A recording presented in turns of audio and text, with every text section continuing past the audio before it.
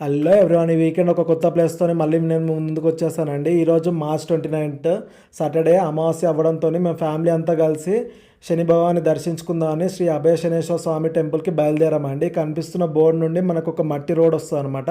ఈ మట్టి రోడ్‌లో ఒక 1 కిలోమీటర్ లోపలికెళ్తే మనకి టెంపుల్ వస్తదండి. ఈ టెంపుల్ ఒక ప్రైవేట్ ప్రాపర్టీలో ఉంటదనమాట.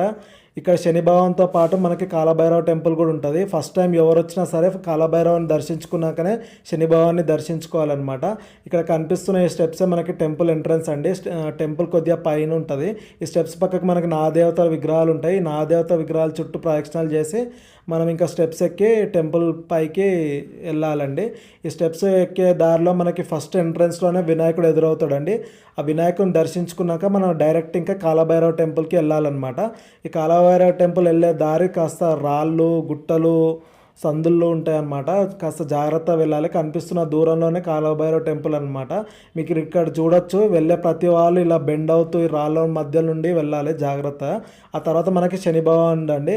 ఇక్కడ శని భగవానుడు చాలా ఎత్తున చాలా పెద్ద విగ్రహం ఉంటుందండి.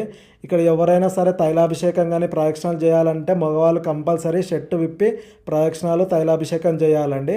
ఇది ఇక్కడ మన జాతకాలతో పాటు ఇక్కడ ఇంకా పూజలు కూడా చేయించుకోవాలనుకుంటే చేయించుకోవచ్చు.